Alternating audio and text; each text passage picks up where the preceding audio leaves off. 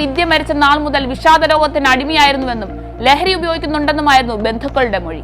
പക്ഷേ ലഹരി ഉപയോഗിച്ചതുകൊണ്ട് പെട്ടെന്നുണ്ടായ മാനസിക വിഭ്രാന്തിയിൽ ചെയ്ത കൊലപാതകമല്ല ഇതെന്ന് പോലീസിന് വ്യക്തമായിരുന്നു. രണ്ടാമതൊരു വിവാഹം കഴിക്കാൻ മഹേഷ് വല്ലാതെ ആഗ്രഹിച്ചിരുന്നു. ഭാര്യ വിദ്യയുടെ മരണശേഷം മകൾക്കൊരു അമ്മയെ വേണമെന്നും അതിനാൽ തനിക്ക് രണ്ടാമതൊരു വിവാഹം വേണമെന്നും അയാൾ ബന്ധുക്കളോട് ആവശ്യപ്പെട്ടിരുന്നു. ഇതേ തുടർന്ന് മഹേഷിന് പല ആലോചനകളും വന്നെങ്കിലും അതെല്ലാം മുടങ്ങിപ്പോവുകയാണ് ഉണ്ടായിരുന്നത്. ഒടുവിൽ മഹേഷിന്റെ ഒരു വനിതാ പോലീസ് ഉദ്യോഗസ്ഥയുമായി വിവാഹം ഉറപ്പിച്ചു. മഹേഷ് അവരുമായി അടുപ്പത്തിലുമായി. എന്നാൽ മഹേഷിന്റെ പെരുമാറ്റത്തിലും സ്വഭാവ രീതിയിലും അസ്വാഭാവികത ശ്രദ്ധിച്ച അവർ ആ വിവാഹത്തിൽ നിന്നും പിൻവാങ്ങുകയായിരുന്നു. വിവാഹം മുടങ്ങിയതിൽ മഹേഷ് കടുത്ത മാനസിക സമ്മർദ്ദത്തിലായി. പക്ഷേ അമ്മയില്ലാത്ത കുഞ്ഞിന്റെ ഒറ്റപ്പെടലും ആ കുഞ്ഞു മനസ്സിലെ വേദനകളും തിരിച്ചറിയാൻ അയാൾക്ക് കഴിഞ്ഞിരുന്നില്ല. നക്ഷത്ര എന്നും വാശി പിടിച്ച് കരയുമായിരുന്നു.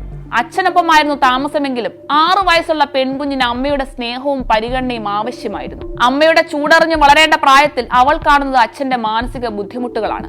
അമ്മയുടെ വീട്ടിലേക്ക് പോകണമെന്നും അപ്പൂപ്പന്റെയും അമ്മൂമ്മയുടെയും ഒപ്പം താമസിക്കണമെന്നും ആ കുഞ്ഞ് അച്ഛനോട് പറയാറുണ്ടായിരുന്നു. അമ്മയുടെ സ്നേഹം ഒരുപക്ഷെ അമ്മൂമ്മയിൽ നിന്നും കിട്ടുമെന്ന് അവൾ പ്രതീക്ഷിച്ചിട്ടുണ്ടാവണം.